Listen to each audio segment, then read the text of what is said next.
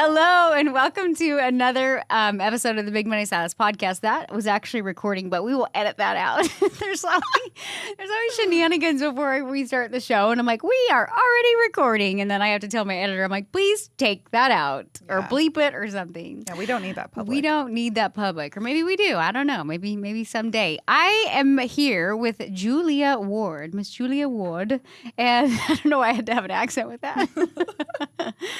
She is one of my favorite human beings because you tag me in all of your stuff and I love it. Literally everything. I want to reshare them all the time and I'm like, they're going to think I have a favorite. I can't reshare all of these. So I always just like heart them, but I'm like, oh, like I see all your stuff. And I like tell the students, I'm like, can you please tag me so I can like see your stuff? But you do and like a few others do, but like I love how your salon, they always tag me like I feel loved. I'm like, oh, thanks guys. And you know that we're doing our daily 4. I know. See? Oh, that's what you're secretly trying to do, huh? You're like, Danielle knows I'm doing my daily 4 marketing. I'm on point. I'm like, yes, you are. But Julia's actually one of my trainers. How long have you been one of the trainers? Oh, gosh. You remember? A good question. It's been like 2 or 3 years. Yeah. I would say about 2.5. Yeah. I was like, it's been a hot minute. When did you, I want to hear like your whole story, but like when did you first find NBR? Do you remember? Yeah, I do. It was July of 2018. Okay. Oh, so it's been a minute. And which event did you come in? BMS Con 3. BMS Con. So that was one in person? Mm-hmm. Was it at AV Irvine? Do you remember? No. Or no? Where was that one at? Oh, Oh, yeah. Fun. Okay. So we went there and then we did one more big public event in Irvine, I think in 2019. And then in 2020, we kind of went virtual. And then 2021, the world closed down. Yep. And then 2022, we just kept doing the virtual thing because it seemed to be working. And it was pretty cost effective. But we're opening up another BMS. We're not calling it BMS Con. It's actually Academy Con. But we're opening up one more event, actually April 3rd, 4th, 5th, and 6th, which I know you and all your team members are coming to. Oh yeah. So I mean, you're going to be training on it. You're one of my artists who trains on it. You're on stage with us all, so it's fun. So okay, so you came in at 2018, then you became a trainer through this whole process. Tell me, like, let's go way back. Like, how long have you been doing hair? Do I have to say? You do. It won't age you. Yes, it might a little. Over 20 years, we'll say that. That's what I have. Yeah. Really? Mm-hmm. I want to ask how old you are now. Because I'm like, older than you by like a year. You are? Mm-hmm. I thought you were like probably about my age. Yeah. How many kids? Do you have kids, right? 3. 3. How old are your kids? 19. Okay. 10 and 5. You have a 19-year-old. I do. That's wild. I mean, I have a daughter that just turned 16, and I'm like, when did that happen? Oh, yeah. 19, what did you say again? 19, 10, and 5. Oh, so you had a break. Yeah. You had some spaces in between them. Yeah, I've got a little one. Oh, so how come yours are spaced out like that? Well, busy? Well, because I was married, okay. Not divorced. And that makes sense. So it was like round 2. So okay, gotcha. 10 and 5, round 2. Round 2. But 10 and 5, that's still a good little gap, too. You had one, then you're like, oh, you're cute. I'll have one more. Yeah, we were like really cuspy. And then it was kind of like, you're oops. like, I don't know. Oh, okay. Yeah. I mean, I get that. Yeah, you do. That actually happened. I call my kids my first round and my second round too. And I always say, I got divorced too. I just got back together with the same guy. I didn't actually divorce. I felt like emotionally I divorced him. Yeah. And then we made it work and now we're good.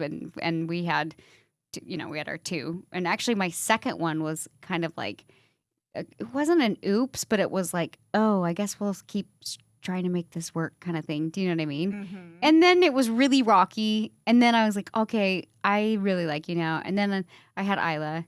And then Charlie was an oops, but such a great oops. You know what I mean? Like such a great oops. So I didn't realize you had 3 kids. And I knew you had teenagers, but I didn't realize 19. Yeah. That's so amazing. She graduated high school. She's living in Texas. At least you're in like the ballet. Easy pocket though. Like 5 is little, but it's not too little. Yeah. That's kind of a cute, fun age. Like they can be your little buddy, but they're not going to like throw a meltdown. Right. Yeah. What's been the most challenging thing as a mom doing hair? Like just share. I want you to share because it's very taxing on your body. There's a lot of mom guilt that goes behind like being a mom. And I think the hairdressers are crazy. We like literally work like psychopaths. Yeah, like sure. It's like for me, like I felt like kids gave me like perspective and made me create boundaries. But like share a mom story with us. Well, I would say the hardest has been the last 8 months Mm. because our whole lives were in Washington and we decided to move. Oh, that's right. And so I have Muse in Washington, Yes. which is my 4th child. Right. And I love it with all of my heart. And I moved away from it, which meant that I had to travel back every other week. Right. So really this last year has been a little the sticky. hardest because I've only been Yeah. but it's a means to an end. So now I'm only going back once a month. I feel like too though, because and I feel like when your kids are older and you don't, it's not like you're planning out, you're not in like baby making mode anymore. It's like you want to like be with your kids, but you also are like, I'm fully ready to like take my career to the next level, right? Oh yeah. So it's hard because you still have a little 5-year-old, but like mentally, and I've kind of like almost hit that point, like I'm done with kids. But I'm like, I still have a 1-year-old. Like, I want to kind of enjoy this time, but I'm almost like waiting till they're like in school, and I'm like, it's go time. You know what I mean? But that is like a hard time because you just are like balls to the wall, kind of like just go. So okay, so let's go back even further then. So you originally, what was your first salon that you owned? When did you become a salon owner? So I became a salon owner in 2009. Okay. Yeah, and that was during like a recession. Why did you want to become a salon owner? Because I could not find a salon that had the salon culture and the standards that I wanted. So I'm like, well, I guess I'm doing this. Were you like booth ran at that time and just trying to find like a good place, like work environment and like kind of, I don't want to say tribe, but like just a good like work environment? Yeah, I was a booth renter. Okay. Yeah. And then you were like, how did you fall into like owning a salon? How did that happen? So yeah, I just was not happy where I was at. There wasn't any salons in town that had that standard. So a couple friends and myself, we opened up a salon. It started with 3 of us, and Sorry, not to cut you off. Well, you're not in Seattle. Where are you at again in Washington? Olympia. How far is that from Seattle? Like an hour. Okay. An hour south. Okay. It's actually the capital. Nobody knows that. I was like, I feel like a dummy, but okay. So keep going. So you found the salon. You were like, I'm doing it. How big was your first salon? So 4 chairs. We expanded it to 6. And then we expanded it to 8. And then we moved locations. So we could expand more to 10. Oh, wow. Yeah. And did you do a mix of booth rent and commission? We did. Now I have a real serious question. I never really wanted to own a salon only because I moved around a lot and I've worked in like 12 different salons and I got to be friends with the owners. I always like found salons that like I felt like it was a cool vibe, you know, and all the owners just seemed to like be so stressed out. And the only time they made money was if they were physically working behind the chair. But I worked in like bigger salons that had like anywhere from like 10 to 15 to 20 artists, right? And I was just like, God, they look so miserable. And like a couple of the salons that I worked at that were like, look like the most producing salons were like, fuck it. And they went out of business. Yeah. And it's so funny because when Garrett came to me and he's like, I had been teaching at that point and he's like, you need to open a salon. I'm like, oh, like I kind of have a salty, like in our industry, I feel like it's like this, it's taught that once you own a salon, you've made it, right? But for me, it took me a while to get my salon to be profitable. Like it just did. So talk about like when you first got into that, was it like what you thought it would be or were you like, holy shit? Oh, hell no. Absolutely right? not. Like, can you speak it real to those who think like, oh, I think I want to open a salon? Like, then you better get ready to hold on, right? Oh, yeah. And like, especially in a leasing situation, right? I feel like as artists, we guide with our feelings. And so when we have these booth renters, we're like, okay, yeah, this is what your rent is. But all the meantime, like if you're in a lease, you have triple nets, it's going up every year. If you're not raising their lease constantly, then there's this discrepancy. And so eventually you're losing money. Yes. And then you're too scared to like go to your friend, your booth renter and say, I'm going to raise your rent. Yes. And so we were really stuck inside of, and it's funny that you're even bringing up because I feel like this is a big part of my story. This is a big part of the salon life and salon culture. Yeah, it really is. So yeah, I was doing all this work, 10 chair salon, managing people, all of the, visionary stuff, the marketing. And the only money I made was behind the chair. Yeah. I was a slave behind the chair. Yep. In fact, I actually paid my own salon to give you a lease paycheck. My chair. Oh, I leased my chair from my own salon. That's dark. Yeah. That's dark. Yeah. But from the outside looking in, people thought we had it all. Well, here's the thing too. I think that as salon owners, when you look like you're having it all, you're almost like you're kind of like wrapped up in this idea of success, right? And you keep doing the same things. You keep doing the same things, but not the things that matter, like raise booth rent, raise whatever. You keep doing the things that thinking like it's all going to pan out. It's all going to pan out. It's all going to, and it doesn't. Your expenses go up. Then your lease key, what am I trying to think? Your supplies go up. Like everything keeps going up. And then you're like, but I'm friends with the girls and I love them and it's my dream culture and I don't want to raise it. And next year I'll raise it. That's what I'll do is next year I'll raise it. I had 2 salon walkouts because I faced same thing. I looked at my numbers at the end of the year and I was like, well, fuck me. It's like, we're no longer a booth rent salon. We're going to go commission. And then I changed to commission. And then the next year I was like, well, fuck me again. We got to change our commission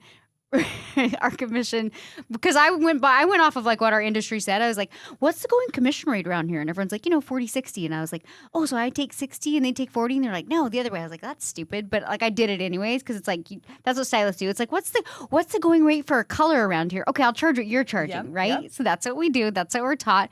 So I did that, but I didn't take account for the fact that I was 100% an extension salon and my overhead is way higher. And my tips that my artists were getting were through the roof. They're getting like a $500 tip and then they're complaining about their paycheck. I'm like, listen, bitch, you got a $500 tip. Like, do I need to spell these? Do I need to show you the numbers anymore? Right? Oh, my favorite thing about tips. Have you ever had anybody say, well, I'm not going to tip you because you're not supposed to tip the owner? That's just what a cheap bitch says. I'm like, I'm sorry, what the fuck? That's such an old school excuse for somebody to be cheap. Like, I'm sorry. And anybody listening to this, if you've done that, you're an asshole. And number 2, every artist thinks you're an asshole for doing that. Yeah. So if I can just speak clearly, I hate that. Right. Like I was paying my own salon to lease my chair, but clients were like, oh, I'm not going to tip you because you're the owner. You're the owner. Like, you must just be so successful. And you're like, you're just cheap. I know. You know what's crazy is I'm going to have some clients going to be hot and bothered by that, but that's fine. Maybe not one of my personal clients, but somebody, but that's okay. One of my clients. Not one of mine. We actually at my salon, we don't do, so I made a change even again. I was like, okay, this is great, but and you can tell me if you have a hard time with this. Like, as an owner, we can upsell somebody, but we don't think it's upselling. We have been doing hair for a while. We're confident. We're certain in our craft. We look at somebody's hair. We're like, hey, it's not like, will you please buy this shampoo? It's like, hey, based off your hair, it's super dry and gross, and you need to add this moisture mask into it. Like it is what it is. And like 9 out of 10 times they'll buy it. Or it's like they need new hair. And you're like, you look at the hair. It's not like they ask hair. Like a lot of artists wait till their clients ask for hair, even though in the initial consultation you tell them like, it's going to last 6 months.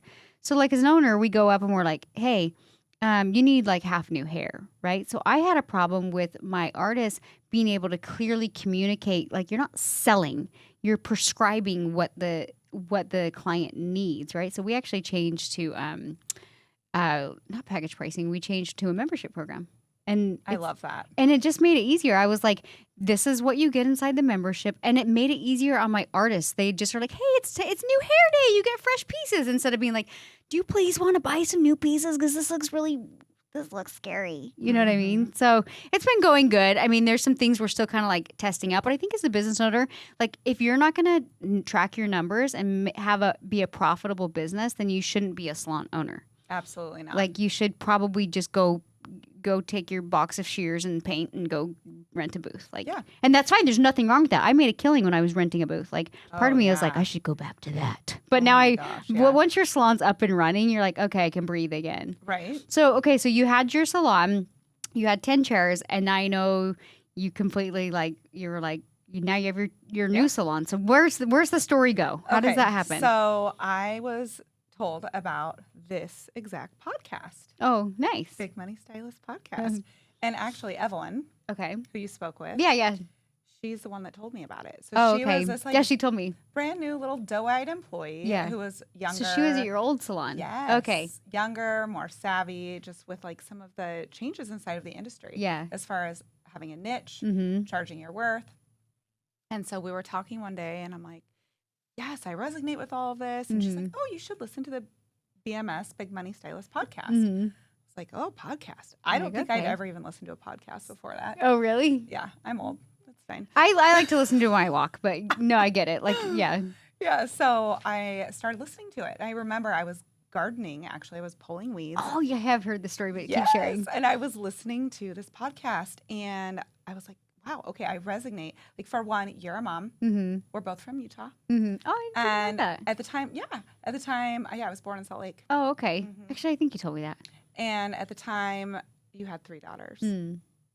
Obviously, you have 4. But anyway, I was like, wow, okay, everything she's saying resonates with me. I love this, the niche, the whole thing. But I had told myself this story that I could never do extensions in Olympia, Washington. It's not the place for it. Like, people won't spend the money. They're really, like, natural, granola, crunchy. I had written it off. Yeah. And so, but I liked the business mindset. Because you think of extensions like as a luxury service. Yes. Where people, Yeah, exactly. So I wrote that off, but the business portion of what you guys were talking about resonated with me.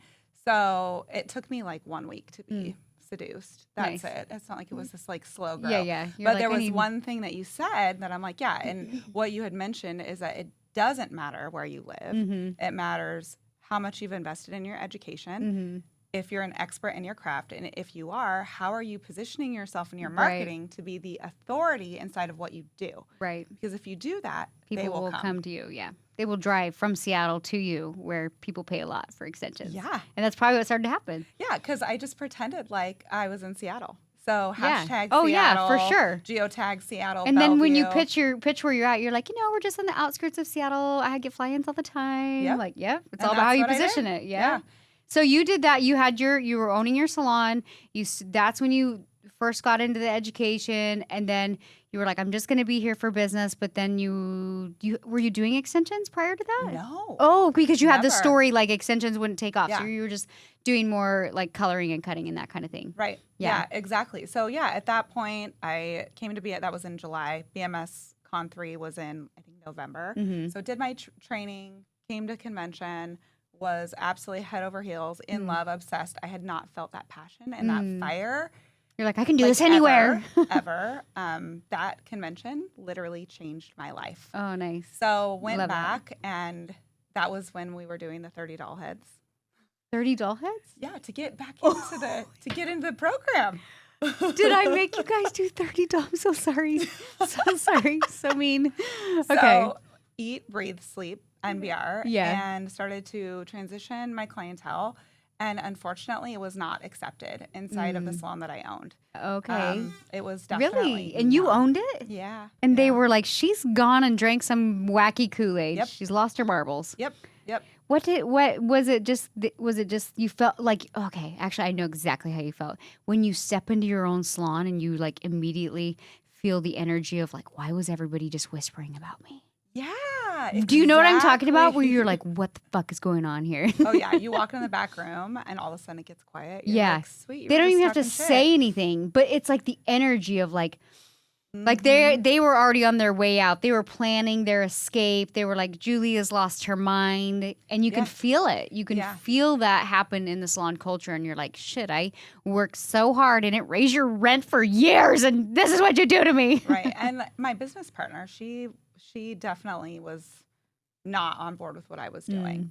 So she was okay with me doing it, but I think that I was growing, I was changing, all those things. It's like, oh, she's using a professional camera. Oh, she's going live. Yeah, people don't like it when you do that shit. Like, who the hell does she think? Because now what happens in growth is when you start doing something different, people are almost offended that they're like, oh, you don't like it, what we're doing and where we're at? You know what I mean? They're like, why would you want to leave this great environment we have? Why would you want to better yourself? Why would you change something that's already working? Yeah. Right? And that's what's so crazy about growth is there's always more room to grow. The minute you think you've made it, you're like, oh, shit, I got to get uncomfortable again. And you always have like these kind of seasons of like, uncomfortable, but I think the more you do it, the more like even now, like where you're kind of in a rocky space because you've probably gone through so much, you know that it's like, you're like, I've already gone through so much. It's going to suck for a minute, but there's light at the end of the tunnel. Yeah, right? You have to get uncomfortable to grow. To grow. Yeah. Absolutely. And it wasn't working. Yeah. It wasn't working because I wasn't profitable other than behind the chair. Right. So anyway, yeah. So you ended up, did you end up just the girl you co-owned it with? Did you just kind of come to an agreement and you split things and then like went and opened your own space? Yeah, so it was during COVID, and You and Kiki.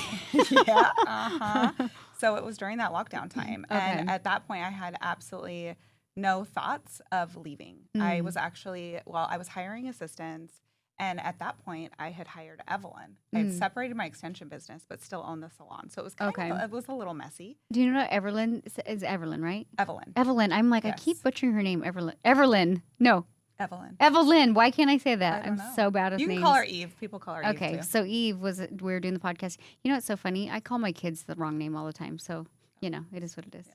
So Eve and I, it sounds cooler if I say Eve. So Eve and I, we were talking, and she was saying that one of the things that she's like, I found the podcast first. She's like, but I didn't. She goes, I went down, drove 6 hours to Joe Schmo NBR class, and she's like, then Julia goes and takes this class, and she's like, she's doing these photos and these videos, and so she feels like she's like the it girl, and then she sees you, she goes, I just see her growing in like such a rapid rate, and I was like, why didn't I do this sooner? But I thought that was cute that she shared that. I was like, oh, nice. I didn't know that. I didn't know that. Like, she's like, yeah, I found you first. I was like, well, you're here now, so we're good. Well, public education had shut down for that whole year. So you were trying to restart build out a salon during that year? So COVID happened. Okay. I was frustrated because I felt like, well, during that time, I'm sure you remember, you guys were doing those daily trainings. Yeah. Which was incredible. Yeah. Because it helped keep my business alive. Oh, good. So I ran the same gift card sale that you guys ran. Oh, cool. And I sold $60,000 Shut up. worth of gift cards. Yeah. That's actually really good. I don't think we sold that. I just was like, that's really good that my trainings worked. Oh, they totally worked because that is what it keeps you afloat, and then it gives you some cash to even like dump somewhere else. Yeah, invest in your business. It was incredible. So that's when I was like, okay, what I am doing is actually causing conflict inside of my salon. And it's not just better for me, it's actually better for them. Everybody, if I leave. Right. And so, that's when I left and I went to a temporary location, and Evelyn came with me. And we had... So she was your assistant at first?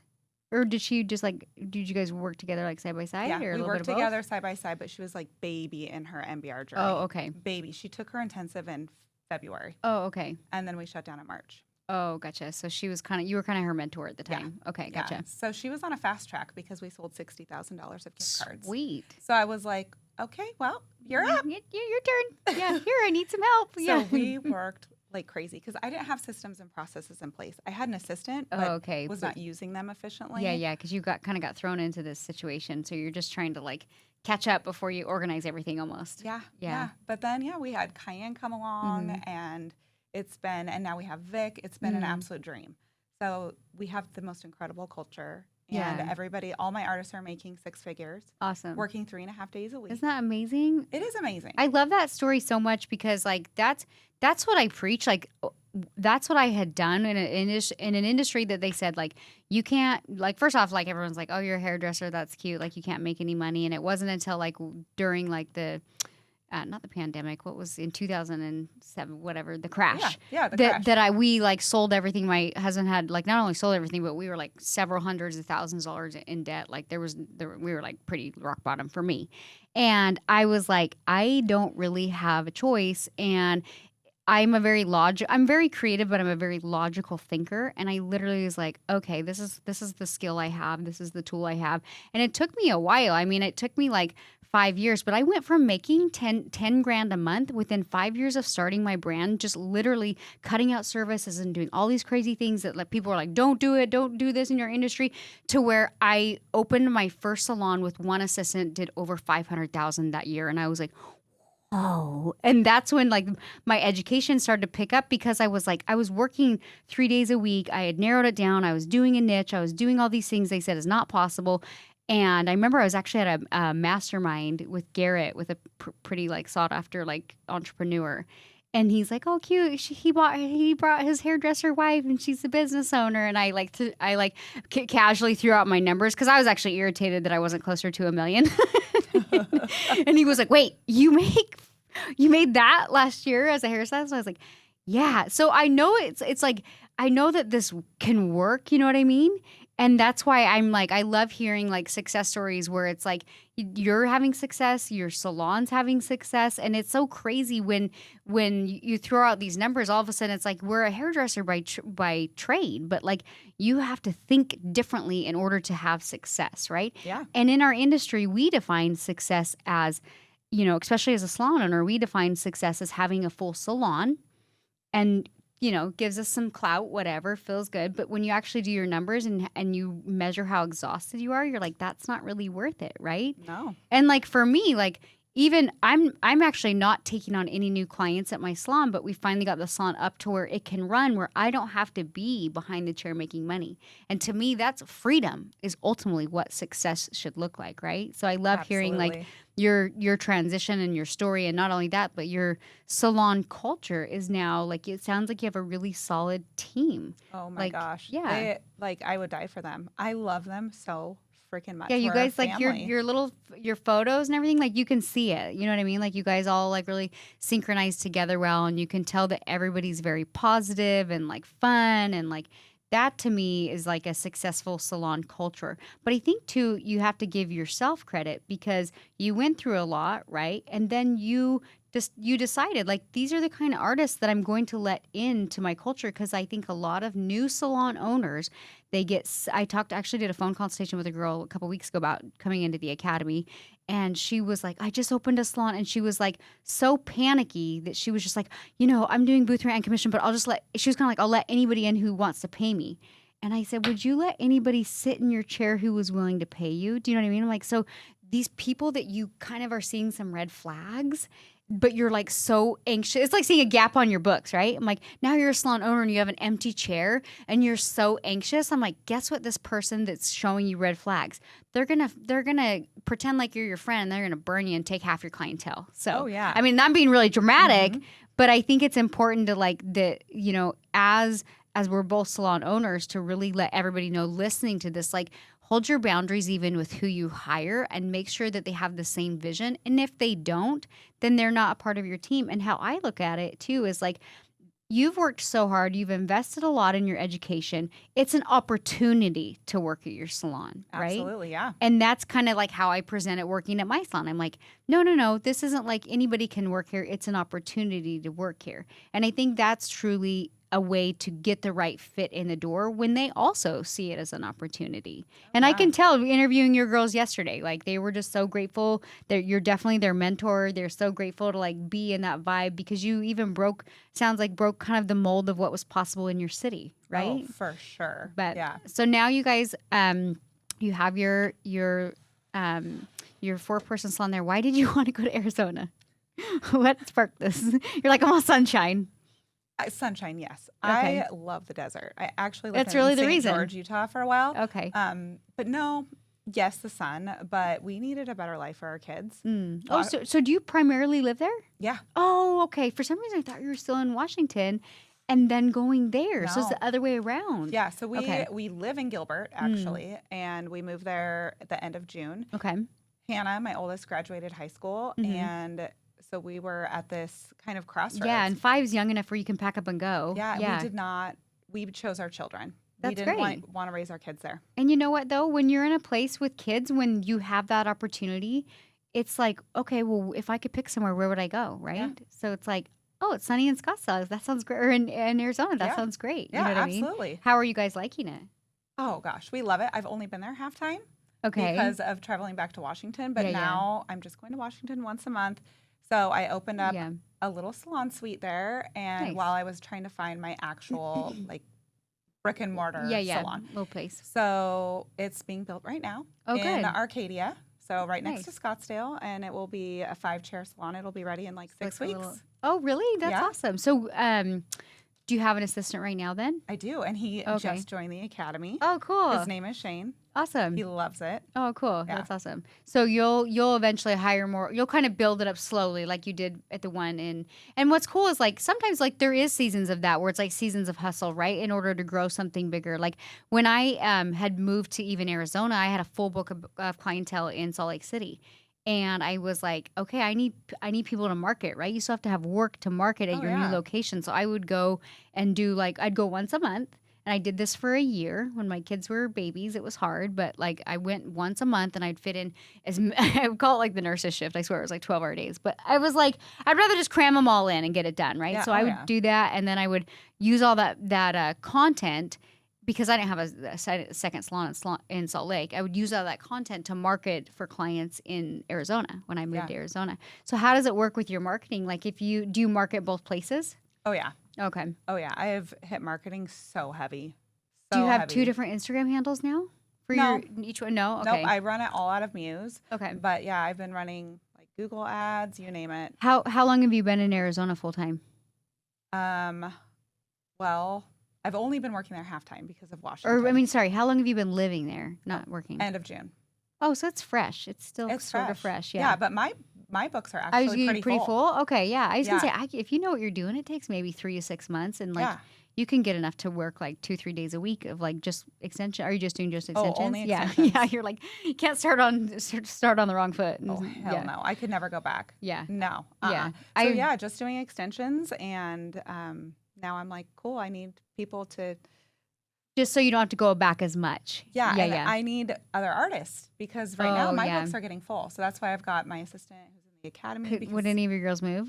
But then no, you kind of want them at your other space, huh? I need them there. Yeah. Because you guys are full there. Yeah, it's easier to find assistants and extension artists in Arizona versus Washington. Oh, I'm sure it is. Yeah. And in fact, I feel like I started my brand in Gilbert, even though I actually started it in Salt Lake, because I started it like in Salt Lake, and then like 4 months later we moved, and it really started to take off in Arizona because I was doing stuff that nobody was doing. And then like I've been in California for like 10 years, but it was like that little pocket in Arizona. So I feel like a lot of people in Arizona know what Natural Beta Rose is. Yeah, like, for sure. You know how like some states they're like, what's NBR? And then like in Utah, everybody knows what NBR is. Mm-hmm. I feel like Utah, Arizona, like the surrounding states, they all know they know what they're looking for. They're like, okay, I don't want just hand-tied extensions. Like, I want Natural Beta Rose. Oh, absolutely. Yeah. Do you, and that's the thing too, is I feel like that was one of my goals when I was even building the brand, is I was like, I want to elevate hair extensions, because hair extensions in general were so scary 10 years ago. It was like so scary. But now I'm like, I feel like they've come a long way, but that was always my goal with extensions. I'm like, I have the worst hair ever. I just want like natural looking hair. But, but I think now clients, like they kind of, I was teaching the class yesterday for half a second, and you heard me. I was like, you guys need to educate your clients. Mm-hmm. The more that your little reels and stuff, it can't just be like, great hair, nobody cares. Like, I need you to literally talk about the benefits, because you guys invest in your education. I want you guys to talk about the benefits of NBR. Why does it make it different? Why is it a customized process? What makes you elite? You need to be the Chanel and attract those clients that don't want a Michael Kors. Nothing against Michael Kors, but they want a Chanel, and there is a difference. There is a difference. I always say it's the Rolls Royce of hair. Mm-hmm. Yeah. It absolutely Your is. work's beautiful, though. Like, I'm always like, oh, it's so pretty. It's almost like too perfect. I'm like, I'm going to mess it up. Just kidding. Yeah. Mm-hmm. It's good. No, but you know what I love, too, about your Instagram, though, is I don't want this to come across wrong, but you have such beautiful work. You're not just looking for the 20-year-old Instagram model. Like, anybody can get likes off the 20-year-old Instagram models. Yeah. And honestly, they don't pay a lot for hair. You know what I mean? And it's not relatable. It's not relatable. But that's what I love, is like you post like beautiful, real women with beautiful hair. You post phenomenal transformations. And I just love, like, when I look at your page, like, I'm not distracted by a hot 20-year-old. I'm literally like, that's just beautiful hair. Do you know what I mean? Mm-hmm. So I think that's too, like you said, it's relatable. And that's kind of what women are looking for, is like, they're like, hey, I want to feel like I want beautiful hair, and I don't need to necessarily look like a 20-year-old Instagram model. Right, and you don't have to be. Yeah, like this, exactly. You can normalize this inside of your beauty budget. Totally, it's not just for like a 20-year-old bottle service girl. And it is true. And like you said, like I used to have this story about like what people would pay for extensions or how far they would travel, and then I was like, why am I putting my stories in like if somebody values it, like think about like a plastic surgeon. like if I'm like getting ready to like do a nose job, I haven't had a nose job, but like if I wanted to do some kind of, I have to say that because someone's gonna be like, Danielle had a nose job. But if I'm gonna do that, I'm gonna like go research and go to the best. And if I have to fly somewhere to go to the best, it's an investment. I'm gonna wear my nose every day. So it is what it is, right? It's like one of those things. It's like you can't go cheap on hair. You can't go cheap on anything on your face. No, you get what you pay for. You get what you pay for. But I feel like we've been rambling. I'm having a good time. I feel like we're like I hanging know. out. I'm like, should we get a cocktail? Okay, I'm ready. Where are we going after this?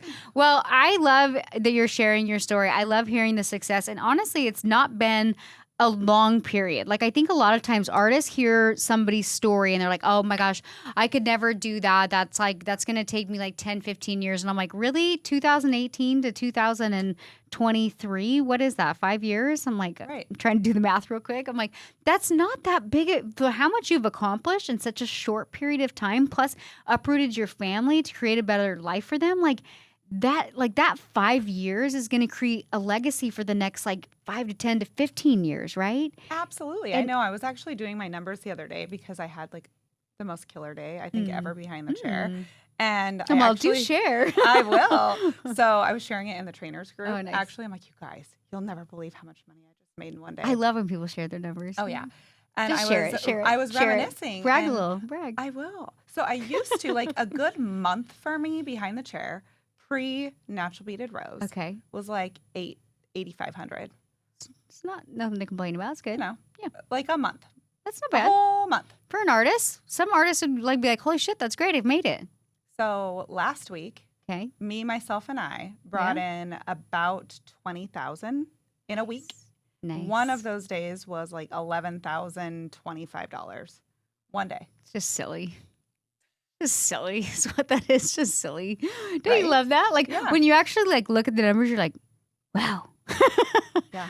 Yeah. It's funny though too. It's because like it's almost cool to be surreal to yourself. Like no matter if you're a hairstylist or anything, to have a day where you have like an $11,000 day, you're like, well, go me. Like, you know what I mean? Yeah. It doesn't matter what your trade is. I think that hairstylists put a cap on what they can make, right? Yeah. And I said this in one of my other podcasts. I'm like, you can quit doing hair and you can go choose another trade. But if you can't make it doing hair, you can't go into some other kind of sales and think you're going to make it. Like you have a marketing problem. You're shitty at sales. Like you need to believe in yourself and acknowledge that you can create anything, and hair just happens to be your tool. And if you love doing hair, maybe you just have kind of a marketing problem, or you need to make some mind shifts to allow yourself to be successful, right? Yeah. But yeah, I love that. Yeah. But prior to this, I wouldn't have had the confidence Yeah. to even get there. Right. Who I am today is completely different than who I was in 2018. You probably wouldn't even have been able to see that for yourself. Like you wouldn't even been able to see it. Like we get so like stuck in the mud that we don't even allow to dream and see these numbers, right? Yeah. Sometimes I tell people, not sometimes, but a lot of times for myself or like other artists, I'm like, I need you to just take a minute and pretend like you're a toddler. Like what if you could dream for anything? You want to make 20 grand in a day? Cool. Like, put yourself in those shoes for a second. Who do you have to become? What does that look like? And it's always a numbers game, like always. And a lot of times in life, I've hit targets because I'm like, okay, I refuse to believe this is impossible, right? So then I like pick a target and then I'm like, we got to reverse engineer and actually figure out like how to get there, right? Yeah. And I ultimately think that's kind of how you grow. The minute you put like a cap on yourself and you stop dreaming, then that's really when you like kind of stay stagnant, and staying stagnant, you ultimately kind of digress because you feel like all these other people are surpassing you, and they probably are, right? Yeah. And the one message that I would really, really want people who might be feeling like there's no way I could do that. Mm-hmm. I am not special. I woke up every single morning and I just did the work every day. Exactly. Like bite-sized pieces. You just wake up and you do the work every day. Yeah. And then one day you look back and you're like, wow, look how far I came. I did the work every day. Yeah. And now I'm here. I think too, I love that. And I think too, sometimes we think that doing the work, we camouflage in how busy we are, right? So it's doing the work, but also doing the work and going off your results, like you said. Like you can like look back 3 months, 6 months, and you can see the fruit of your labor. That's when you're like, I'm doing the work and the work is working, right? Otherwise, if you you feel like you're doing the work and your results are not reflecting the work that you've done, then you're just staying busy. Yep. And busy is self-sabotage because you're not giving yourself permission to grow. Yeah. Yeah, that'll sting a little bit. Yeah. A little bit. But yeah, I love that. And I can see that in you. It's like you're like doing the work. How frustrating would it be to do the work and I've had moments in my life like that where I think I'm doing the work and then I'm like, my salon made no money this month, right? And I'm like, okay, well that sucks. And that's when you have to course correct, right? That's when you have to like constantly set like quarterly targets, and then even going back and be like, okay, did we hit our quarterly targets? Where are our results? So that I don't just have a feeling of success. And once you've been a salon owner and you've gotten to that point where you do feel like you're like burning yourself to the ground, and then you do look at what you're bringing in, you're like, oh, I will never do that again. It's like a bad relationship. It just burns you. You're like, I'm never ever doing that again. But okay, well, I feel like I should like wrap it up. But this was so fun. I loved hearing your story and your success. And I love you as one of my trainers. I think you're such a great influence inside my community, inside my tribe. And I think that by you being like positive and sharing your wins, I think that people ultimately like are like, I want to do that. And you show that it's possible. And I love that you just said like, I'm a normal human being. And I'm like, you're not normal. You're like, I love like how humble you are, but like, you're not normal. You're a very hardworking person. But everybody has the capacity and the capability to be a hardworking person, right? Yeah. They just have to choose in for themselves. And they have to realize that they can create whatever they want and get out of this fear of failure kind of mentality of where if I try, I won't succeed. Well, you don't know unless you try, right? So it's doing the work on purpose, and try and see what you have to lose. It's so funny because like I'm just going to share this like last story. I don't know if I've done like 3 bikini competitions, and I've actually wanted to do one for like 10 years. And I never did one because I was always like, I can never do that. I'll never be that girl. I'll never be that person. I have kids. I'm a mom. I will never be able to get my body to look like that. And then finally, after my 3rd baby, I had like some health scares, and I was like, fuck it, I'm going to do it. And I didn't look like the girls that I was comparing myself to, but I was so proud of how far I pushed myself and how far I grew, right? And the knowledge I obtained and the person I became in that experience. And so that's why I always preach, there's no such thing as perfection, but seeing yourself progress is infectious, and it'll push you to continue forward on this growth this growth train. And eventually you look back and you're like, I'm pretty damn good at that, right? Yeah. So what's one thing that you could share with an artist who's just getting started in this industry? Like, I mean, words of wisdom by Julia. What's one thing that you feel like you'd want to share with anybody maybe considering learning natural beaded rose, or maybe not even that, just somebody in the hair industry? Like, what's one final thought? Putting you on the spot. Don't fuck around. It's true. It's just like, this is slobbered on myself, right? but yeah, like don't waste time maybe. Yeah. So Vic, she is one of my newest employees. She is 19 years old. She graduated high school and hair school at the same time. Wow. And she is going to be licensed by convention. Nice. Wow. She's on her way to making 6 figures. And I am like, oh my gosh. Wow. Like, why didn't I start sooner, right? Yeah, back then if I would have had this opportunity, but she's not squandering the opportunity. Yeah. She's running into the fear. Yeah. And I think so many of us get caught up in, well, what if? What if? And also if you are doing something different than the people around you, you get caught in those stories and, oh, I don't want to be judged. Right. Like, stop that self-doubt and run into the fear and just do the damn thing. Yeah, just tune out, almost like tune out the noise. Yeah. And just see what happens. Yeah, you have to do it scared. Yeah. And we say that a lot. Yeah. But I actually do live by that because I do scary stuff all the time. And I think that that's the only way. You have to be uncomfortable to grow. And I thank this academy and this education for changing my life, not just monetarily, but my actual life. Just like your kind of, I hate the word balance, but like your overall quality behind the chair and time with family type of thing. Yeah. Like I said, you're going to have seasons where you're like, I got to hustle my ass off. But almost like we aren't accepting the standard quo of the industry of like, you have to work 6 days a week. Do you know what I mean? It's like, no, you can have time with your significant other and your kids. And that's actually like what we preach a lot inside the academy is like, okay, I'm always like, did you go on your date night? Like, did you spend time with your kids? Like where are you at? Did you spend time for you? Did you get your workout or your meditation or whatever you need to do to set your day up for success? Right. So it's like, I love hearing that like my artists not only are having success, but they're like having a life. Like to me, that's very important because I'm like, I'm not interested in just teaching people how to be successful if they actually hate their job and then they divorce their families and this and that and everything sucks. You know what I mean? Yeah, no. But I love that. Like there's this element of do it and do it scared, but the more you do it and do it scared, your capacity goes up and it's scary, but you know you can do it. Yeah. I would have never moved to Arizona without all the steps that took me to get there. And that was inside of this education. Because, everything that seems a little bit scary, you're like, You're like a little sweaty. It's like a color correction. You're like, I'm a little sweaty, but I know I can do it. Yeah. Yeah, right? I've done scary things before, so we're just going to do another one. It's fine. We're going to do another one. Yeah. I need to teach Gary that. Sometimes he'll be like, he'll be like the panicky one. And I'll be like, babe, why are you, look at how far we've come. Why are you panicking? Like, we got this. Yeah. Yeah.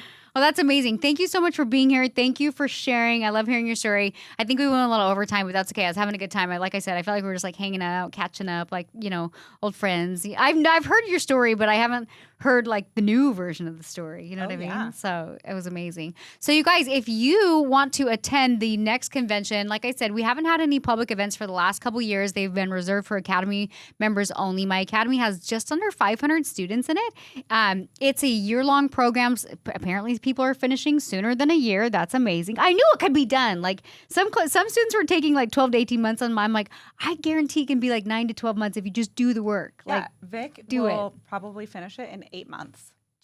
8 months. That's insane. Yeah. That's insane. I want to fast track my life like that. Just kidding.